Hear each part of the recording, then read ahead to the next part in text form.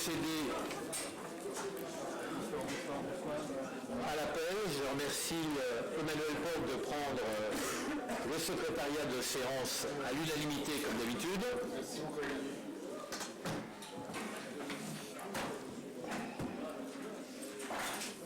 On peut espérer que François Vanier finisse sa cigarette pour être à l'heure.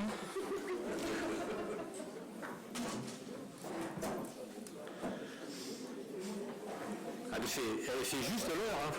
Ah oui, oui. Quelle heure ça dit 19h57, il reste encore 2 minutes.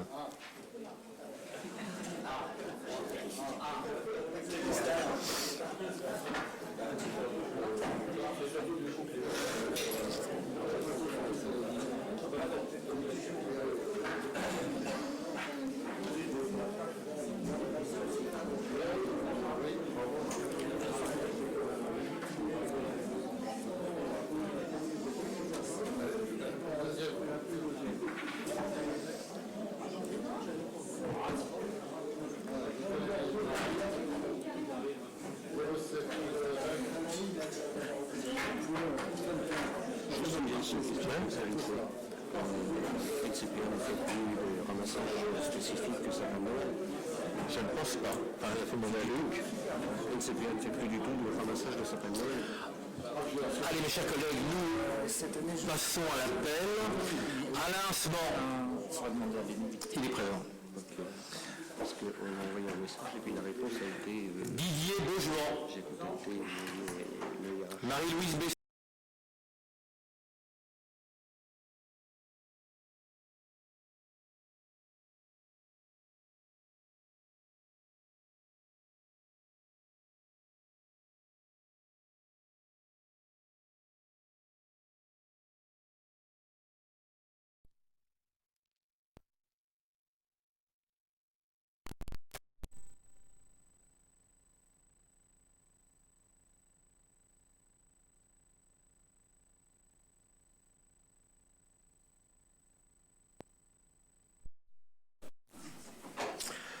François Caligny-Delahaye. Thierry Cambon. Julien Champin. Christophe Cliquet. Olivier Collin.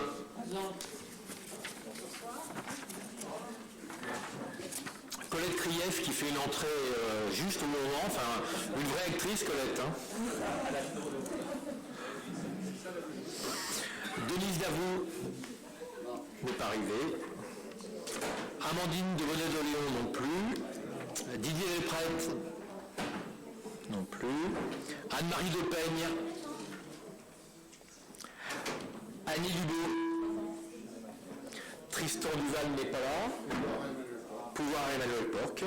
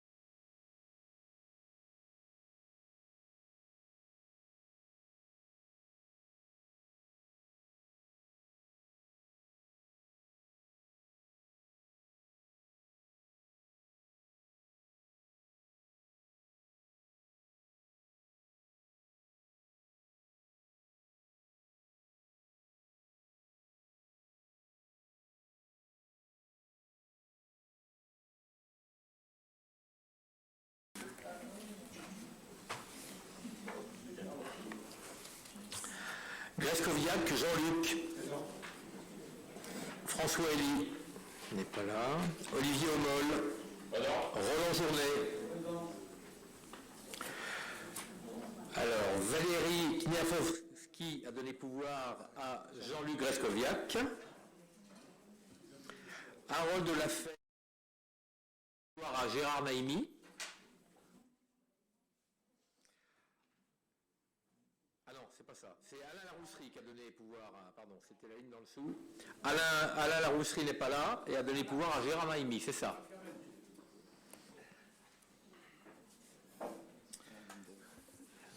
Madame Davout est arrivée.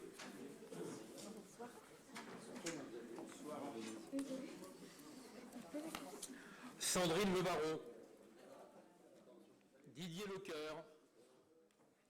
Alors Alexandre Bouillon est arrivé.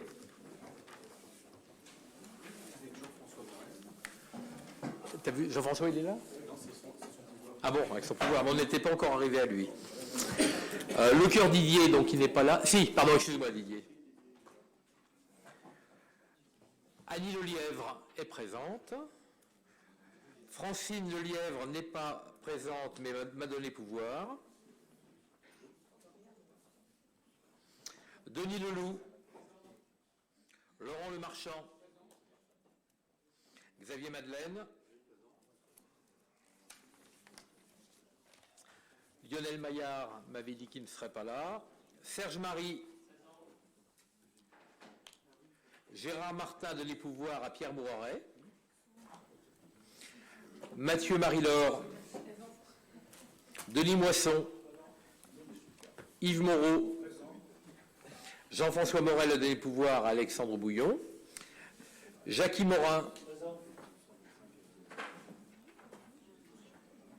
Alors, Johan Morlot, excusez grippe, et je l'ai vu. Et il est là. Non? Fausse alerte? T'es venu pour la refiler à tout le monde? Pardon? Ah bon, bah écoute.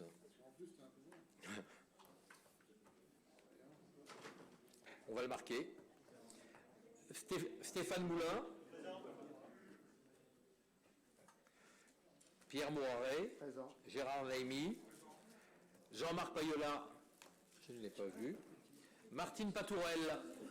Elle est là. Brigitte Paturel est excusée. Amandine de Bonnet de Léon fait une entrée remarquée et remarquable. Olivier Paz, présent. Sylvie Penel. Oui, j'ai un pouvoir. Pouvoir, oui, tout à fait. Alain Perronnet, je l'ai vu arriver. Géry Picodot. Emmanuel Porc. Patrick Thibault. François Vanier. Et Gilles Walter n'est pas encore... Il va arriver, d'accord. Donc, nous avons simplement le pouvoir de Harold Lafay, en plus de ce qui a été indiqué. D'accord. Jean-Louis Boulanger, j'ai son pouvoir. Alors, attends. Pouvoir... Ah.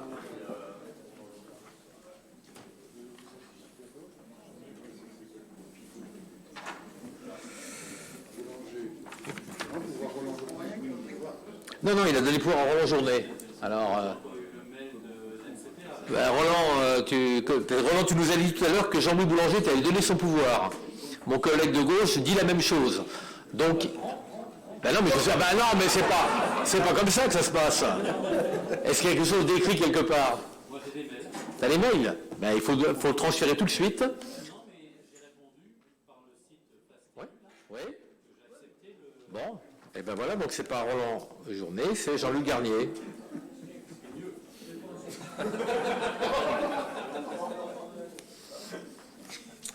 Alors, on va vous faire passer, je ne sais pas où est-ce qu'elle est, la feuille de présence.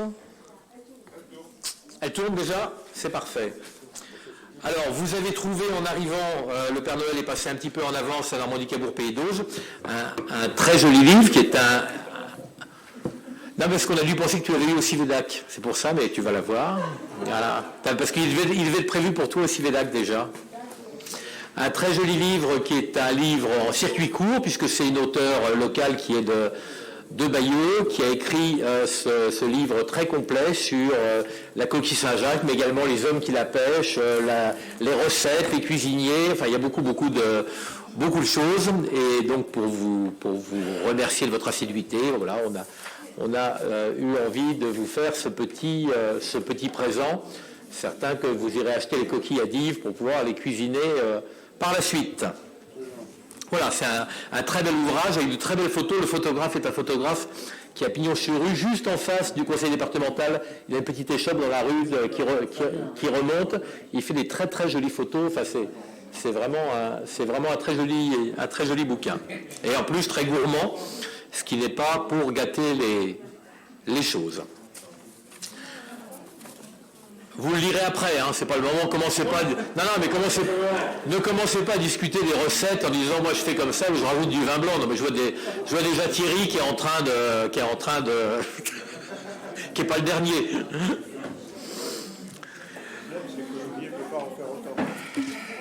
Alors,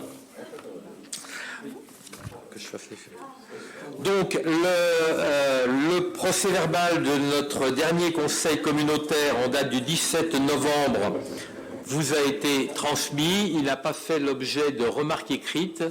Est-ce qu'il y a des remarques orales à porter à notre connaissance?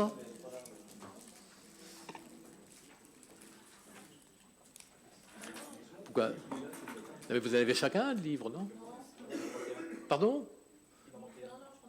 Que se passe-t-il, Noémie? Bernadette Fabre est privée de livres? Oui. Ah non, Bernadette Fabre, elle n'est pas aussi Védac. Mais elle est allergique à la coquille. Mais non, parce que ce qui m'inquiète, c'est que j'ai bien l'impression d'avoir signé le livre pour elle. C'est ça qui me... Vous avez chacun un petit mot dedans. Eh oui, en plus j'ai... Ah oui, c'est personne qui l'a volé. Annie, il vaut mieux l'avoir ici. Ah, c'est Christophe qui l'a volé. Effectivement, il y a Et Christophe, t'en as pas? Alors c'est Christophe qui n'en a pas. Ah, parce qu'il est aussi Védac, mais il n'est pas venu. Voilà, c'est parce qu'il n'est pas venu à la dernière réunion. Bon, enfin, on va arranger ça. Bon, allez. Ah, mais Christophe, vaut mieux l'avoir ici, parce qu'ici, au moins, tu as une petite dédicace, alors qu'au Védac, tu n'en as pas. C'était du brut. Il venait d'arriver aussi, Védac.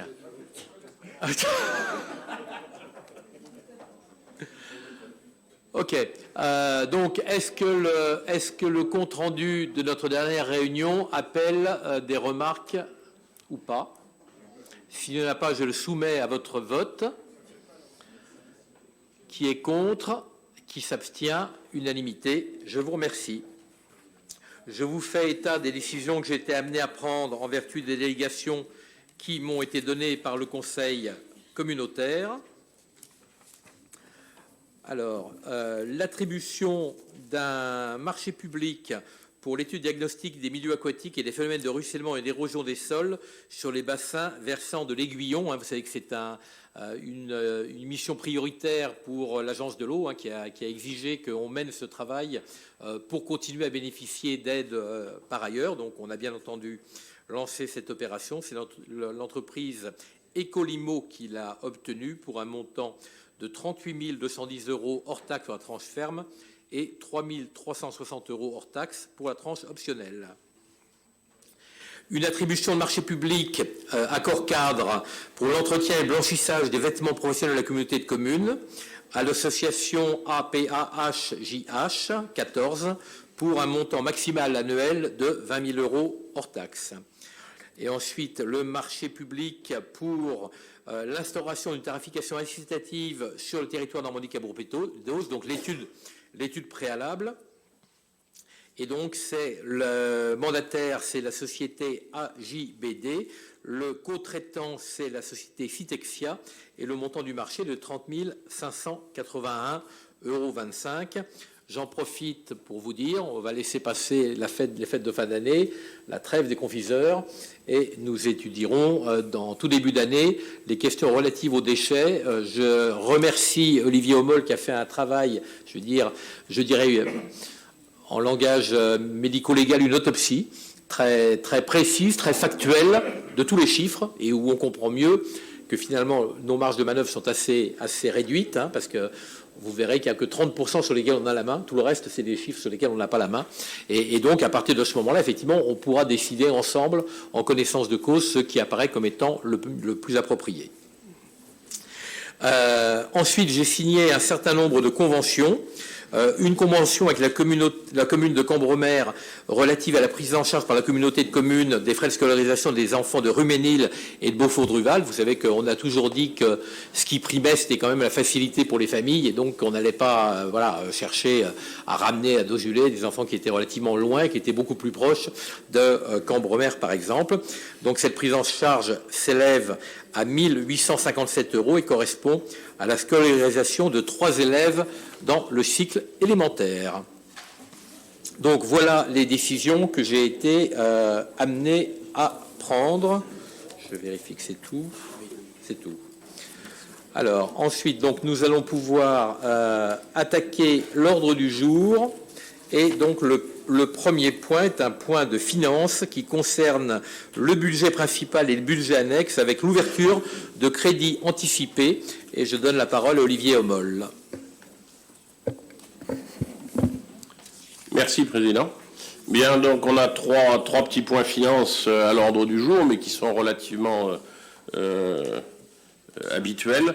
Le premier, c'est effectivement l'ouverture de crédits anticipés, comme on le fait chaque fin d'année, et comme on est autorisé à le faire, dans la limite du quart des crédits ouverts pour l'exercice précédent, non compris les crédits du remboursement de la dette et des restes à réaliser, bien évidemment. Et cela, c'est pour permettre effectivement qu'il y ait bien une continuité dans les affaires et qu'on n'ait pas de problème en attendant le vote du budget. Donc c'est dans la limite des 25%. Et ce qu'on vous propose, comme chaque année, c'est de voter effectivement ces crédits-là de 25%. Vous avez le tableau dans les documents qui ont été joints pour le budget principal, puis le budget déchets, puis le centre aqualudique, GEMAPI et le budget assainissement. Par chapitre, puisque ce qu'on vote en fait c'est par chapitre, puisque sinon il faut repasser devant le Conseil, et vous avez par ailleurs, là où c'est nécessaire éventuellement, à titre indicatif, la ventilation par article ou par nature, suivant le cas, un petit peu plus détaillé, si nécessaire. Alors, ça donne les montants suivants, je vous les lis rapidement. Pour le budget principal au chapitre 20, donc les 25% de crédit, c'est donc 206 362 €, ce qu'on vous propose de voter, puisqu'on avait au budget principal avec les décisions modificatives en 2022, 825 447. Donc on applique exactement le quart, 25%. Au chapitre 204, ça donnera 283 176 €. Au chapitre 21, 749 493. Au chapitre 23, 568 563. Et au chapitre 27, 66 504. Pour le budget déchets, 3 750 € au chapitre 20, 359 367 au chapitre 21, 5 132 au chapitre 23 et 154 639 au chapitre 27. Pour le centre aqualudique, 119 070 au chapitre 20, 50 000 au chapitre 21 et 3 804 318 au chapitre 23. Pour la GEMAPI, 18 830 au chapitre 20, 40 000 au chapitre 204, 101 850 au chapitre 21. Et enfin, au budget assainissement, 254 268 au chapitre 20, 266 475 au chapitre 21 et 4 124 988 au chapitre 23, puisque là, on avait effectivement des montants très importants qui ont été prévus en 2022. Voilà, donc on vous propose de voter ces crédits anticipés. Ça ne veut pas dire, bien évidemment, qu'on va les utiliser forcément avant le budget, mais c'est pour s'assurer qu'on n'a pas de rupture ou qu'on n'est pas obligé tout d'un coup d'attendre un conseil pour pouvoir continuer à avancer dans les passations de marché. Merci. Est-ce que vous avez des questions ou des remarques ? Pas de questions, pas de remarques. Je soumets à votre vote cette délibération donc, qui nous permettra effectivement de ne pas être coincé, de pouvoir, jusqu'au vote du budget, engager un certain nombre de dépenses. Qui est contre ? Qui s'abstient ? Unanimité. Je vous remercie. Et donc nous passons aux finances toujours, assainissement, les annexes de l'assainissement, regroupement des budgets. J'ai l'impression que faire et défaire, c'est toujours avancer. En tout cas, il semble que la jurisprudence, il semble pas, c'est une réalité que la jurisprudence a évolué ces dernières années, notamment en 2021, où la Cour d'appel la Cour administrative d'appel de Nantes, a fini par effectivement prendre la position qui maintenant est respectée partout et que souhaite la DGFiP qu'on applique de façon très claire dans le cadre de nos budgets qui sont, je le rappelle, en M57, c'est qu'on est bien un seul budget assainissement, parce qu'il ne peut pas y avoir plusieurs budgets annexes qui correspondent à plusieurs modes de gestion différents. Donc c'est pas parce qu'il y en a un qui a du hors-taxe et l'autre du TTC que ça change grand-chose. Il faut le gérer dans le même budget, simplement, évidemment, le distinguer. Donc voilà, rien à voir bien sûr avec le SPANC, hein, c'est totalement autre chose. Mais ces deux budgets-là, ils nous demandent donc de les regrouper et de les remettre en un seul, ce qu'on vous propose de faire au 1er janvier 2023, bien sûr. C'est parfait, ça fera un budget de moins à voter. Ça fera un budget de moins à voter. Très bien. Personne n'est contre, personne ne s'abstient. Unanimité, merci.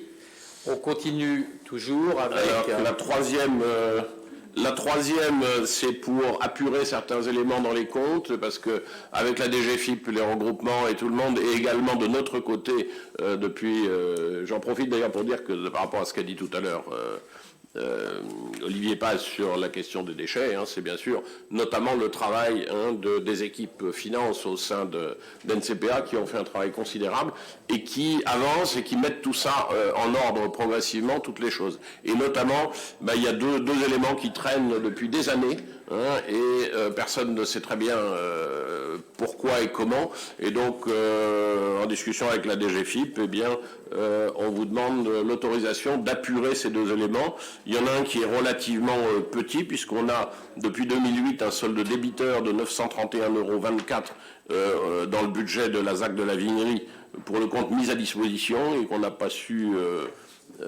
qu'on ne sait pas d'où est-ce que ça vient et pourquoi et comment, et que comme ça fait quand même 2008, ça fait quand même 14 ans, il serait bien de solder cet élément-là, hein, mais il faut que vous donniez votre autorisation là-dessus. L'autre est un petit peu plus important puisqu'on parle de 200 000 €, en l'occurrence 207 000 €, 383,92, qui vient de l'ex-Copadose, et qui vient de l'ex-budget annexe scolaire de l'ex-communauté de communes Copadose, et dans lequel, pareil, là aussi, il y a des immobilisations mises à disposition dans le cadre d'un transfert de compétences, voilà, qui date d'il y a un certain nombre d'années, et dans lequel, aujourd'hui, personne ne sait exactement dire pourquoi et comment, ni surtout l'intérêt de le conserver, hein. Donc ça n'a aucun intérêt, et la bonne gestion, c'est de mettre de l'ordre là-dedans. Donc progressivement on met, et on vous demande de bien vouloir autoriser donc le comptable à solder ce compte-là, 24-23, qui est créditeur à hauteur de 207 383,92, ainsi que le compte 1027 sur le budget de la ZAC de la Vignerie, qui est débiteur, lui, à hauteur de 931,24 €. Y a-t-il des questions? Oui, Didier. Je voulais juste poser une question. Ça doit correspondre quand même à des écritures non pas virtuelles, mais concrètes. Quand on efface 208 000 € sur une ligne de comptabilité, il doit y avoir une contrepartie. Soit dans une comptabilité publique, si on efface une ligne comme ça de crédit, il doit y avoir une contrepartie comptable ailleurs, soit sur les résultats, à défaut d'intervenir sur des liquidités. Je voudrais comprendre la manière. Je suis bien d'accord avec toi, mais justement, le problème, c'est qu'il n'y a pas justement parce que il y a ni les explications pour savoir d'où ça vient et pour dire il faudrait le maintenir ou il faudrait l'appliquer à tel endroit ou je sais pas quoi, où ça correspond à ça, ni la contrepartie quelque part dans une écriture. Et entre les comptes de la DGFiP et les nôtres, eh bien, visiblement, il y a quelque chose qui est passé dans les mailles du filet. Oui, si on était en comptabilité privée, il y a un certain nombre d'années. Si on était en comptabilité privée, on ne pourrait pas faire ça. Il faudrait réintégrer à ce moment-là cette somme-là dans un résultat comptable. En comptabilité publique, c'est le principe des écritures d'ordre. C'est-à-dire ce sont des écritures pour lesquelles, j'allais dire, d'ailleurs la preuve, c'est que là on la supprime, on ne nous demande pas de ramener d'argent nulle part ailleurs. Ce sont des opérations d'ordre, des fois, pour des immobilisations, des choses comme ça, mais qui ne correspondent pas à ni d'argent sorti, ni d'argent rentré. Ça, simplement, voilà, ça apparaissait là. Parce que 200, effectivement, je peux te dire qu'on nous aurait dit, il y a 207 000, on les trouve pas, il faut que vous les rameniez, on aurait sans doute fait des bons. Là, on nous dit, non, ils sont là, c'était immobilisation, tu vois ce qui était indiqué, ça datait de Copadose, immobilisation mise à disposition dans le cas d'un transfert de compétences. Bon, alors, ça veut rien dire. Mais voilà, bon.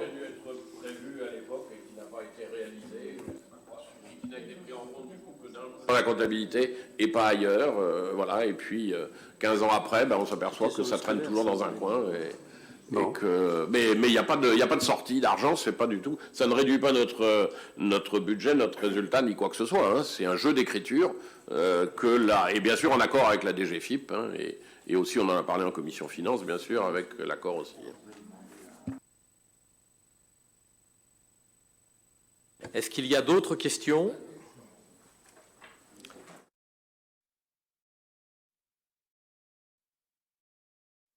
Bien, unanimité, merci.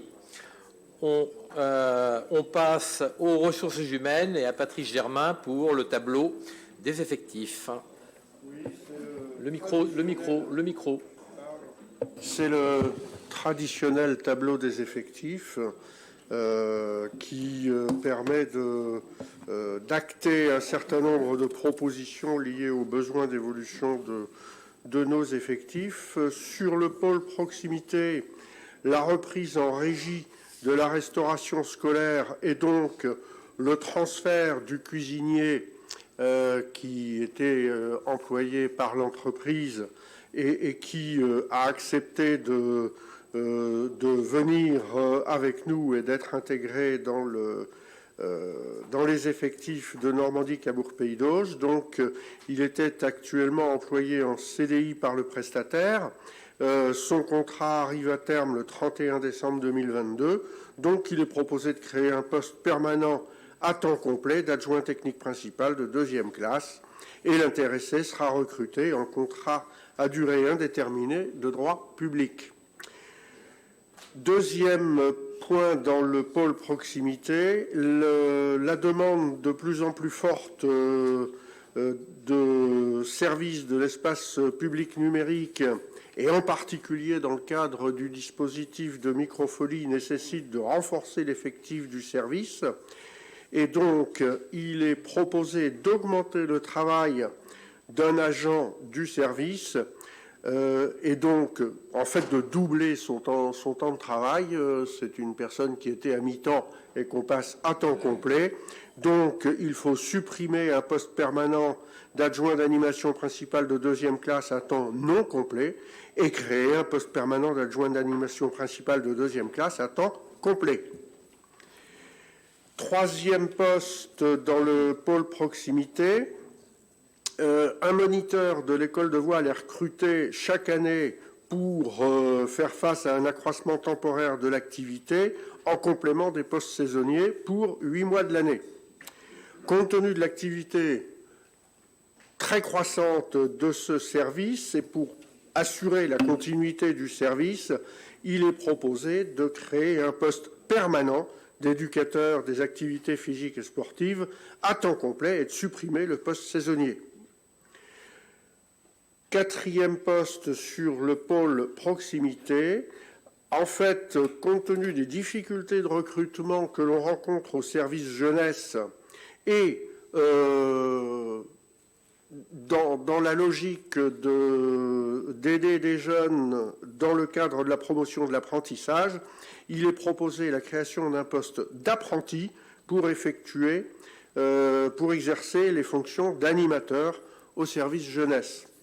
Ceci pour le pôle proximité. Pour le pôle ressources, le départ d'un agent du service finance par voie de mutation et le recrutement de son remplaçant nécessite l'adaptation du grade pour intégrer le remplaçant. Il faut donc supprimer un poste permanent à temps complet de rédacteur et créer un poste permanent à temps complet d'adjoint administratif principal de 2e classe. D'autre part, sur le pôle ressources également, un agent du service scolaire a effectué une période d'immersion, on en avait parlé à l'époque, au sein du service finance. Le bilan de cette période d'immersion est tout à fait positif et il est donc proposé d'intégrer l'agent dans la filière administrative. Il faut donc supprimer un poste à temps non complet d'ATSEM principal de 2e classe et de créer un poste d'adjoint administratif à temps complet d'adjoint administratif principal de 2e classe.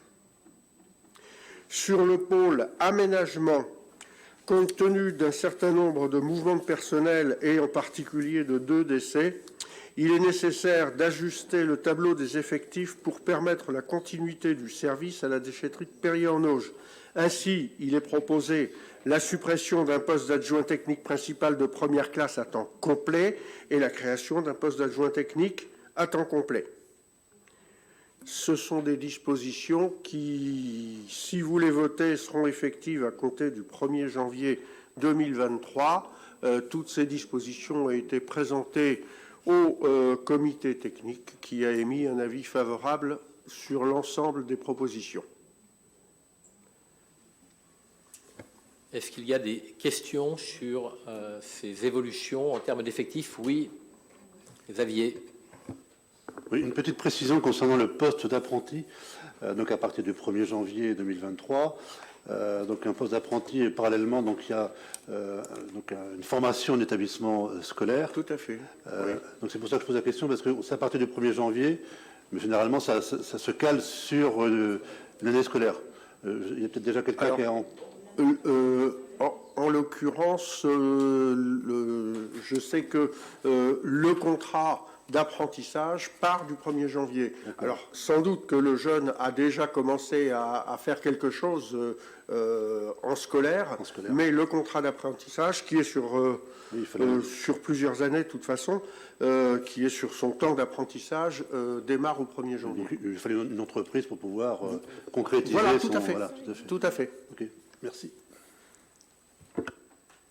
Pas d'autres questions?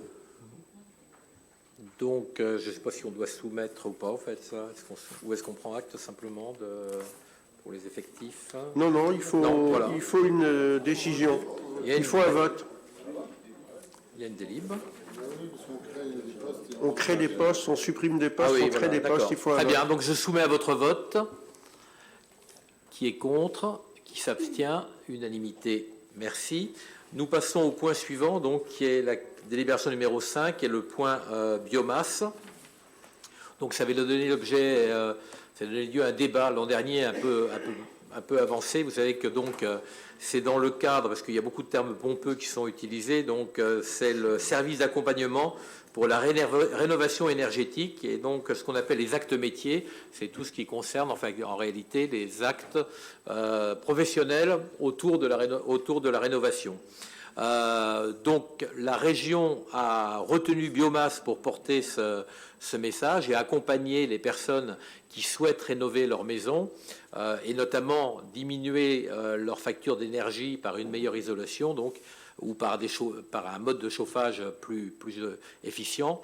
Donc ils sont accompagnés, alors ils sont accompagnés, je dirais, techniquement, et ils sont accompagnés, le cas échéant, suivant leurs ressources financièrement, par des aides qui peuvent leur être allouées.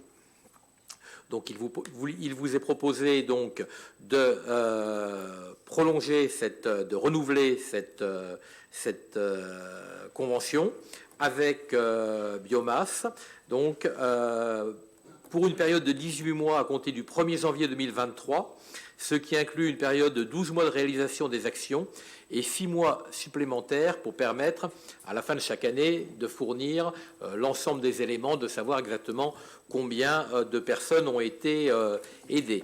Ce que je peux vous dire, c'est que pour les 6 premiers mois, puisqu'ils font ça 6 mois par 6 mois, on a pour notre territoire environ 180 personnes qui ont franchi la porte et qui ont fait l'objet d'études ou de conseils, que ça a donné lieu à 61 logements rénovés pour les 6 premiers mois, pour un montant de travaux de 182 000 €. Voilà, je vous donne quelques éléments. Et alors avec... mais ça n'est qu'une partie, vous savez, on l'avait vu l'an dernier, parce qu'il y a les aides de la région, mais il y a d'autres aides qui peuvent arriver, mais les aides de la région représentant 23 000 €. Donc, en tout état de cause, je vais dire 3 000 € qu'on y met nous et 180 000 € de travaux, on peut imaginer quand même que l'effet de levier est important et que ça permet à des gens d'avoir la tranquillité d'esprit pour engager des travaux avec des conseillers qui n'ont aucun intérêt, si ce n'est que les choses se passent bien et que les travaux soient bien faits. On sait qu'en la matière, il y a quand même pas mal d'entreprises qui arrivent simplement en vous disant pour 1 euro, on vous fait tout, et dont le sérieux n'est pas garanti. Donc le fait d'avoir un service indépendant, c'est plutôt une bonne chose. On est en train de voir dans quelle mesure, puisque le département, dans le cas des points Info 14, va porter un service à peu près équivalent, donc mais qui serait plus pour des classes moyennes.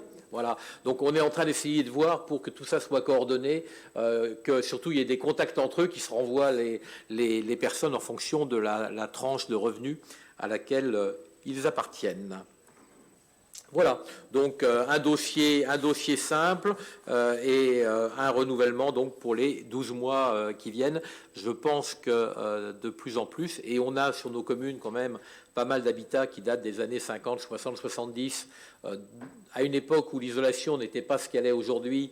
J'allais dire ce qui pouvait sembler juste un petit peu dispendieux il y a encore 1 an peut apparaître comme étant un gouffre. Et donc il va falloir effectivement qu'on avance, à mon avis, assez vite pour que tous ces logements-là soient isolés dans de bonnes conditions. Oui, Serge.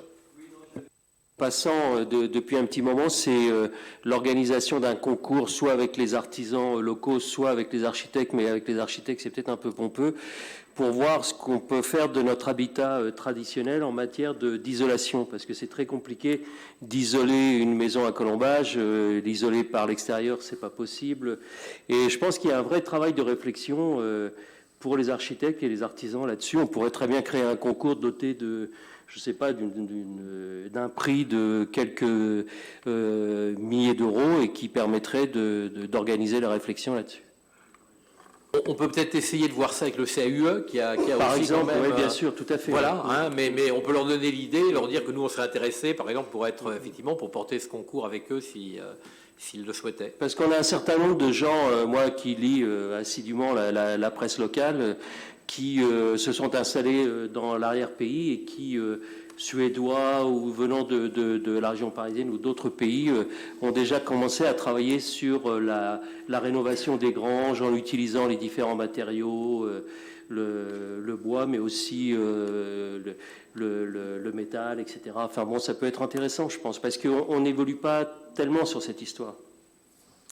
Ok, non, mais on retient l'idée, puis on va mettre un petit mot, on met un mot au CAUE pour voir avec eux ce qu'ils en pensent. Merci, pas d'autres questions. Donc je soumets à votre vote qui est contre, qui s'abstient, unanimité. Je vous remercie et nous passons à GEMAPI, et donc je demande au vice-président en charge de GEMAPI, Olivier Collin, de nous faire un point sur convention de mise à disposition d'ouvrages hydrauliques avec le Conservatoire du littoral. Merci, Monsieur le Président. Mes chers collègues, en fait, 3 conventions très répétitives qu'on a déjà faites. Donc, la première, c'est convention de mise à disposition d'ouvrages publics avec le Conservatoire du littoral relative à des clapets anti-retour situés dans le marais de Cagny et le cours d'eau de l'Aiguillon. Donc, c'est simplement, je vous rappelle que nous avons validé 4 systèmes d'endiguement. Un premier système qui était le long de l'Orne sur la piste cyclable jusqu'au pont de Ranville, le deuxième sur la 514 sur une route départementale, le troisième sur une route départementale devant la station d'épuration de Cabourg sur le CDC 400A, et puis de chaque côté, entre le pont de Cabourg et le pont du CD 400, de chaque côté, du côté de Dives et du côté de Cabourg, les 2 perches. Donc là, il s'agit du côté de l'Orne, et c'est de simplement passer une convention avec le propriétaire. C'est le Conservatoire du littoral qui est l'actuel propriétaire et gestionnaire de ces ouvrages de régulation de ces 2 clapets. On va faire exactement la même convention qu'on avait fait avec l'ASA de la Divette concernant les porte-à-flots de Cabourg. C'est rigoureusement la même chose. Avez-vous des questions ?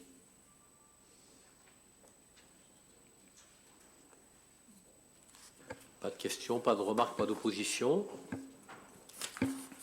Ensuite, la même chose avec la départementale, enfin avec le conseil départemental. On recommence à donc ces conventions de mise à disposition d'ouvrages publics sur le CD 514 avec le conseil départemental du Calvados. Et donc, je vous refais exactement la même convention qu'on avait fait pour le CD 400A, c'est-à-dire que le propriétaire, et vous avez une coupe dessus, le propriétaire, c'est le département, mais l'endiguement, c'est chez nous. Donc, il faut on partage les connaissances et les décisions de savoir comment on entretient tout cela. Et c'est ça, la convention. Exactement la même que nous avons déjà faite avec le département. Pas de questions? Tout le monde veut que ce soit un conseil record en termes de durée. Hein. Non, je vous rappelle quand même que le président a cuisiné le week-end pour vous préparer saumon gravlax et terrine. Hein. Ouais. Ah non, pas de coquille, alors non. On passe au vote, dit Emmanuel. Coquille, c'est pour le conseil de janvier, a dit Olivier Pazin. Ok, pas de questions là-dessus. Et donc, dernière convention qui concerne les espaces naturels de Normandie. Alors, la dernière convention, elle est plus intéressante parce que c'est une convention pour la mise en œuvre d'actions de lutte contre les espèces exotiques envahissantes. Donc, aujourd'hui, on surveille nos digues et on s'est aperçu qu'on avait une espèce envahissante qui s'appelle la renouée asiatique. Cette renouée asiatique... Oui, renouée asiatique du Japon. Du Japon. Il faut préciser quand même, hein, parce qu'on aurait pu croire qu'elle était vietnamienne. Du Japon. Donc, elle est envahissante et surtout, elle présente un certain nombre de problématiques médicales, en particulier, et urticantes. Et donc, très urticantes. Et donc, l'association nous permet de développer, d'animer un réseau régional d'acteurs sur la thématique et va donc nous accompagner techniquement sur comment on peut, j'allais dire, réguler cette espèce, agir concrètement pour le maintien de cette biodiversité, car je vous signale que sur les digues, la grande difficulté, c'est justement d'avoir le maintien de la digue, mais surtout d'éviter tout ce qui casse votre digue. Un platane, par exemple, des fougères, par exemple, c'est très mauvais pour une digue. Et donc, il faut absolument lors de nos passages, on fait des vérifications sur les plantes que nous avons et on s'est aperçu que cette renouée du Japon, il fallait surtout s'en débarrasser. Donc, ils vont nous aider à faire ça. Ils vont nous aider par des formations sur cette thématique. Ils vont nous aider à donner cette connaissance à notre personnel et vous pourrez y ajouter vos personnels de vos communes. Et en fait, on fait une convention dans ce sens-là. Et je pense que c'est une bonne chose. Pour votre information, vous avez aussi il y en a deux autres. Il y a l'arbre à papillons, invasive, et la berce du Caucase. C'est celle-là qui est surtout urticante, la dernière. Là. La berce du Caucase, oui, mais la renouée aussi. Hein. Tu crois? Ah oui. La renouée, l'arbre à papillons, tout ça, ça a des jolis petits noms. Et l'arbre à papillons. Ouais. Oui. Bah, ça ressemble. On en a beaucoup dans le jardin. Bah oui, moi j'en ai vu. Ah, c'est très beau. J'ai les photos devant moi. Et ça attire vraiment les papillons. Il y a toujours une myriade de papillons autour. Hein. Mais enfin, la renouée du Japon, pour en avoir eu au bord de l'Orne, et souvent il y en a dans les fossés parce que c'est transporté des fois avec des gravats ou des choses comme ça. C'est terrible. Une fois qu'il y en a, enfin il y en avait à Salnel, là ça a été, il y en a toujours, mais ça a été une lutte depuis des années, Hein. Et on en a beaucoup du côté de Dives. Oui, non, mais il y en a vraiment dans beaucoup d'endroits. Non. Oui. C'est toutes les espèces exotiques envahissantes, dangereuses, dans notre cas. Voilà. Après, pour nous, mais sur les digues, sur nos digues, moi, excusez-moi, je reste focalisé sur les digues. Faire en sorte qu'elles tiennent. Voilà. Avez-vous des questions? Alors, je soumets à votre vote. Qui est contre? Qui s'abstient? Unanimité. Je vous remercie. L'ordre du jour est épuisé. Est-ce qu'il y a des questions diverses? Oui, Pierre.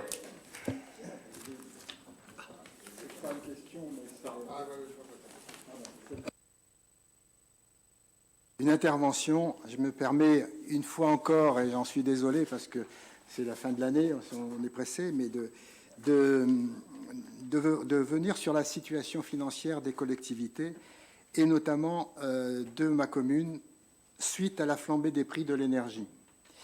Mon contrat avec Daxia est lié à un indice qui s'applique aux collectivités et qui évolue en fonction du prix du marché. En juin 2022, il était de 1,57. En octobre, il est passé à 3,57. Je vous en avais parlé d'ailleurs à l'époque. Et en décembre, il vient de passer à 5,03. Ma facture de gaz, en conséquence, qui était de 152 000 en juin, est passée à 545 000 en octobre. C'est ce que je vous avais dit la dernière fois. Et elle vient de passer là à 770 000 euros en décembre. C'est du délire parce que je ne vois vraiment pas comment je peux faire face à une telle augmentation. Dénoncer le contrat, bien sûr qu'on y pense. Nous consultons d'ailleurs un service juridique à ce propos, mais les autres opérateurs sont également confrontés aux mêmes indices et je crois que le SDEC vient de corriger les siens qui passent lui aussi à 350%. Le gouvernement a bien décidé de venir en aide aux communes les plus fragiles. La mienne a reçu à ce titre 50 000 euros d'acompte, mais ils seront confirmés selon les résultats des comptes administratifs. Donc on ne peut pas le savoir aujourd'hui si on va pouvoir les garder ou pas. Et de toute façon, c'est loin du compte parce qu'il y a l'électricité, l'alimentation, l'essence, etc. Les collectivités ne sont pas les seules concernées. Je pense aussi aux entreprises qui consomment beaucoup d'énergie, notamment dans la chimie, l'agroalimentaire, la métallurgie, le commerce, comme les boulangers, les bouchers avec les frigidaires. Les conséquences vont être absolument redoutables. Si on ne fait rien, je suis convaincu, c'est un véritable tsunami sur l'économie qui se prépare dans les années qui viennent. Monsieur le Président, je crois qu'il faut interpeller l'État beaucoup plus fortement qu'on le fait. Et je souhaiterais vraiment, si on pouvait prendre une initiative au niveau peut-être de l'Association des maires du Calvados, pourquoi pas, pour interpeller à nouveau l'État, parce que vraiment, là, je pense qu'on est devant un mur. Voilà, chers collègues, je ne voulais pas plomber l'ambiance, mais je crois que c'est fait. Et merci de m'avoir écouté. Alors, mon cher Pierre, je te rejoins complètement. Nous avons, vendredi dernier, l'UAMC recevait les parlementaires dans ce qu'on appelle la conférence des parlementaires, donc sénateurs et députés. Et nous n'avons eu de cesse, et j'allais dire toutes les communes représentées, y compris les communes très proches du gouvernement, d'indiquer qu'elles étaient pour un certain nombre dans une position de quasi-dépôt de bilan, si on parlait d'une entreprise. Nous avions fait venir, pour justement avoir de bonnes indications, on avait fait venir la présidente et le directeur du SDEC, qui ont confirmé que le chiffre que nous avions pour l'électricité, je ne parle pas du gaz, que nous avions pour l'électricité, pour 2023, pouvait être multiplié par 2 ou par 3. C'est le prix aujourd'hui. Ils sont en train de faire leurs achats pour 2024, mais que possiblement nous pouvions voir le prix de 2023 multiplié par 2 ou par 3 en 2024. Il n'y a pas une collectivité qui va y résister. C'est-à-dire que celles qui ont des ressources, elles ne pourront plus rien faire, et celles qui sont plus pauvres, elles vont mourir, enfin elles vont disparaître. Donc, et comme tu le dis justement, et d'ailleurs j'ai fait un tweet là-dessus en indiquant que non seulement ça nous concernait nous, mais qu'il y avait des tas de professions qui allaient être impactées. J'ai dit également, et je le répète, à la limite, le gaz, on peut comprendre les systèmes, il y a la guerre, il y a le gaz russe en moins. L'électricité, vous m'excuserez, c'est infiniment plus complexe puisque la production que nous continuons à assurer, qui représente quand même 85 ou 90%, on produit toujours pour un prix qui était à peu près le même que l'an dernier ou qu'il y a 2 ans, c'est-à-dire 47 ou 45 euros le mégawatt, et ça veut dire qu'on est obligé de vendre à d'autres qui nous revendent en faisant des profits considérables. Et moi, je considère, comme toi, que les communes ne vont pas mourir et que des gens qui ont mené leur entreprise toute leur vie, qui ont travaillé pour avoir un outil de travail, n'ont pas de raison de se voir déposséder uniquement pour enrichir quelques groupes très importants. Je crois vraiment que... le message qu'on a transmis aux députés et aux sénateurs était très fort, c'est-à-dire qu'on leur a dit « ouvrez les yeux ». Ouvrez les yeux. c'est un danger et c'est pas une réponse dans 6 mois. C'est-à-dire que si dans 3 mois, il n'y a pas une vraie réponse et qu'il ne soit pas une réponse tellement compliquée, parce que chacun a lu le filet de sécurité où il faut avoir moins de 10 salariés ou avoir moins de 2 millions de ceci, avoir fait 25% de l'épargne qui a été regroupée par 60% de la dépense. Comme le disait Gérard Larcher l'autre jour, pourquoi pas l'empreinte dentaire du maire pendant qu'on y est, quoi. Il y a un moment donné, il faut aussi regarder les choses. Il faut qu'on ait des systèmes simples, comme ce qui a été mis en place pour le particulier. Le particulier, on a bien trouvé le moyen, parce qu'il y a une forme d'hypocrisie quand même, parce qu'on le fait pour le particulier et c'est heureux. Nous, les collectivités, on assure le service public du quotidien. Et si on n'a plus les moyens de le faire, j'allais dire, c'est de nouveau le particulier qui se trouve en très grande difficulté. Donc, j'espère que cette situation ne va pas durer. J'espère qu'on va arriver à sortir de cette aberration qui, sans doute, n'a pas posé problème pendant des années parce que le prix du gaz n'augmentait pas, donc personne ne disait rien sur le fait que ça soit corrélé entre le prix du gaz et l'électricité, si ce n'est que là, c'est devenu mortifère complètement. Et qu'on ne peut pas envisager de voir des entreprises mourir, de voir des collectivités ne plus rendre des services publics essentiels uniquement parce qu'il y a une directive européenne qui prévoit qu'il y a une corrélation là où elle n'est pas indispensable. Et au sénateur qui m'opposait au député qui m'opposait cette réponse, je lui disais, quand on se noie, on ne vérifie pas que la bouée qu'on vous envoie est marquée NF et est de la bonne couleur, hein, on s'y accroche. Et donc véritablement, je pense que la situation pour nos collectivités est sans doute plus grave qu'elle ne l'a jamais été, et qu'il faut véritablement que des mesures simples, lisibles, faciles d'utilisation soient mises en œuvre. Moi, j'ai regardé un tout petit peu les mesures qui sont prises. Elles visent déjà pour une part plutôt des toutes petites communes. Les communes moyennes assument des frais de centralité, c'est-à-dire que ce sont elles qui ont les écoles, elles qui ont les gymnases, elles qui ont les salles polyvalentes, et donc des équipements qui par nature sont infiniment plus durs à chauffer et à faire fonctionner. Voilà, donc en quelques mots, je suis complètement mobilisé. On peut reprendre très aisément la délibération qui a été prise par les maires de France, qui a été proposée par les maires de France et qui, elle aussi, est véritablement un cri d'alarme pour nos collectivités. Il faut que nous puissions continuer à rendre des services publics aux citoyens. Premièrement parce que c'est le patrimoine de tous, et même c'est le patrimoine de ceux qui n'en ont pas, les services publics, et que si nous ne pouvons plus remplir cette mission, effectivement, le tissu social du pays qui est déjà mis à mal va être autrement ébranlé avec, j'allais dire, toutes les conséquences qu'on peut imaginer, et même celles qu'on n'imagine pas possiblement. On pourrait adopter déclaration de l'AMF et puis de la transmettre. Je ne l'ai pas amené, mais l'AMF a pris une délibération qui est très bien rédigée, qui est très mesurée, mais qui j'allais dire, rappelle la situation et les vrais risques. Serge. Oui, alors je voulais simplement rappeler, vous le savez tous, que la réponse se trouve à Bruxelles, qu'il y a eu une réunion des chefs d'État et de gouvernement pour la 4e fois, qu'il y a toujours le blocage des Allemands, notamment, qui, eux, ont mis 200 milliards sur la table pour aider les entreprises, et ensuite, je crois, des Pays-Bas. Mais je vous rejoins totalement sur le fait qu'il faut absolument taper du poing sur la table et de s'affranchir de cette règle européenne, comme l'ont fait les Espagnols et les Portugais. Un accord européen avant d'intervenir parce que non, mais ça peut aller très vite. Hein. Pour l'instant, c'est bloqué et à mon avis, c'est pas prêt de sauf si c'est trop long. Non, mais sauf si tu t'affranchis des règles européennes, de l'unanimité, etc. Ah non, mais on est d'accord là-dessus. Il faut s'en affranchir et ça. Comme je dis, quand on se noie, on regarde pas la couleur de la bouée. Hein, il y a un moment donné, et il y a eu une intervention de Proglio qui était très intéressante sur le fait que les Allemands, dont on dit avec lesquels on forme un couple, et c'est tant mieux par rapport à ce qui s'est passé au cours du dernier siècle, n'ont pas été les derniers pour voir détruire l'organisation d'EDF, qui était quand même, moi j'ai connu, un certain nombre avoir connu la situation de monopole dont on nous avait dit qu'on en sortait parce que ça serait plus avantageux pour tout le monde. Il nous arrive parfois de regretter le bon temps d'EDF, les camions bleus et les gars qui intervenaient en 24 heures ou en 2 heures quand il y avait besoin d'eux. Voilà, je vois que Denis Leloup me dit, mais ça y est, il y va dans le bon sens.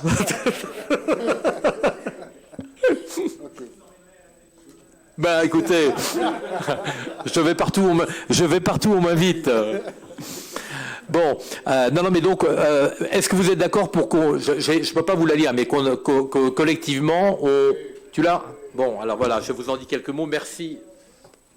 C'est formidable, Alexandre.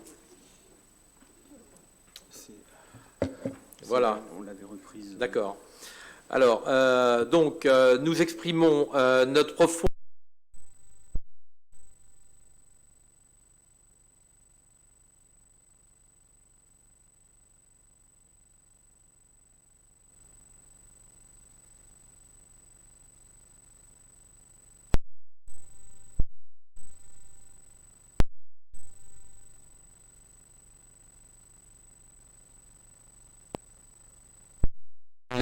les éléments sur le coût de l'énergie, mais plus largement l'inflation sur les produits alimentaires, dont on voit qu'elle va, et puis ça va de pair, parce que les boulangers disent aujourd'hui qu'ils devraient vendre la baguette à 1,50 € pour tenir compte à la fois de l'augmentation du prix des matières premières et de l'augmentation du coût de l'énergie.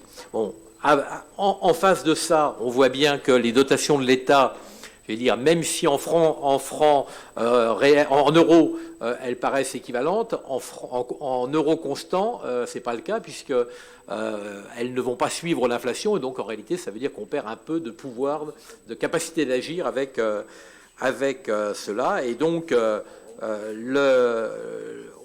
on a dit que, le vrai risque, c'est premièrement tout de suite des services de proximité supprimés, et le risque dans un second temps, alors que nous représentons 70% de l'investissement public, c'est que, voilà, et d'ailleurs le vrai risque, ce qui est dramatique, c'est qu'il y a des communes qui risquent de ne même pas avoir les moyens de faire les travaux qui seraient indispensables pour réduire leurs factures et pouvoir revenir à un montant normal voilà.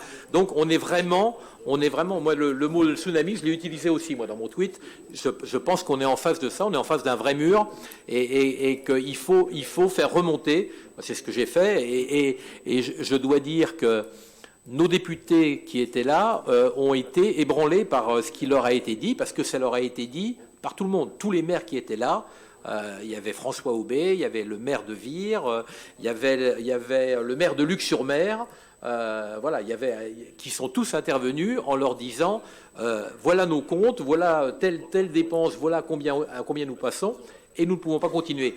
Et quand le directeur du SDEC nous a annoncé les augmentations probables sur 2024, puisqu'ils commencent à faire leurs achats maintenant pour 2024, le maire adjoint de Caen aux finances a dit, si c'est ça, notre épargne sera zéro, c'est-à-dire que nous ne dégagerons plus d'autofinancement. Voilà. Le SDEC a refusé pour l'instant de prendre position. Les achats pour 2023 ont été faits fin 2021, on devrait être à plus 15, ce qui reste à peu près raisonnable. Je parle de l'électricité. Pour 2024, effectivement, les propositions qui avaient été faites étaient à multiplier par 3 en chiffres ronds, multiplié par 3, et donc le SDEC n'a pas contracté. Actuellement, ça baisse un tout petit peu, mais enfin, on serait à 2,50. Ce qui reste absolument énorme. Et en ce qui concerne le gaz, là, c'est dès 2023 qu'on atteint des coefficients insupportables. Très bien. Donc, je vous propose de reprendre la motion de l'AMF et de l'adopter en l'état. Qui est contre? Qui s'abstient? Unanimité, donc je vous remercie. J'en profite. Oui, Xavier. Cette contribution a été envoyée à chaque commune, puisqu'on avait le loisir de l'inscrire à l'ordre du jour. Je sais qu'au niveau de la commune d'Anfreville, on a déjà délibéré dans ce sens. On peut peut-être aussi inviter les autres communes à délibérer dans leur propre conseil municipal. Tout à fait. Alors, puisqu'on arrive en fin d'année, je voulais vous remercier pour cette année de travail qui a été une année dense, puisqu'on a eu notre projet de territoire qui nous a quand même beaucoup occupé, qui maintenant est écrit. vous dire que voilà, notre conseil communautaire est vivant. De temps en temps, il y a voilà, des prises de bec, mais ça fait partie, j'allais dire, le débat fait avancer les choses, et je trouve que c'est plutôt, la parole est libre, je trouve que c'est plutôt une bonne chose, et je voulais vous remercier tous pour la part que vous y prenez, vous souhaiter à tous de bonnes fêtes de fin d'année, et à vos familles également, et puis donc vous inviter à boire un petit verre de l'amitié qui vous est offert par la commune de Franceville, et à déguster 2-3 petits trucs que je vous ai préparés. Oui, Alexandre. Elle est partie, elle est passée. Mais tu l'as raté alors. Tu l'as raté. Chacun aura noté que Alexandre est arrivé en retard et donc elle était déjà passée devant lui quand. Allez, et puis j'en profite pour remercier les nombreux spectateurs qui nous regardent quand même chaque mois sur la chaîne YouTube. Alors je suis désolé, mais aujourd'hui ils vont pouvoir reprendre le programme à 9h parce que ça commence sur les différentes chaînes, ceux qui pensaient passer une très bonne soirée. Mais je trouve que c'est aussi, vous voyez, on a du mal à déplacer dans les conseils comme ça, mais depuis qu'on l'a mis, et je remercie, puis c'était Xavier qui avait notamment assisté pour qu'on le fasse, on a un certain nombre de spectateurs qui nous regardent partout et qui en parlent de temps en temps, qui disent oui, vous avez dit ça. Oui. Alors effectivement, c'est Pauline Madeleine, les chiens font pas des chats, qui m'avait saisi. J'espère qu'elle regarde. Pauline, je t'embrasse. Merci à tous. Oui. Je remercie aussi tous les agents de NCPA qui ont fait un travail formidable. Mais toute l'équipe de NCPA, bien entendu, fait un travail formidable. Je remercie les directrices générales adjoints. Stéphanie, qui tient la direction par intérim, mais qui est atteinte par la grippe. On a quand même beaucoup de malades dans nos équipes, et vous dire que nous avons le comité, le jury a retenu une candidature pour le poste de directrice générale. Il s'agira d'une femme, de nouveau, une personne de 40 ans qui a travaillé pendant plusieurs années dans l'agglomération de Grenoble, où elle était chargée de la prospective et de l'intelligence territoriale, et qui aujourd'hui travaille sur le Grand Paris, et avec également ce même type de mission, et notamment par rapport au Grand Paris, de travailler avec les petites communes qui composent l'ensemble de manière à ce qu'ils se sentent parfaitement intégrés dans ce domaine, avec de fortes compétences pour la mobilité. C'est un de ses axes forts, donc quelqu'un qui a vraiment un très très beau parcours et qui correspondait à ce que nous attendons. Elle arrivera le 1er mars. Bonne soirée à tous et on se retrouve à côté. Merci.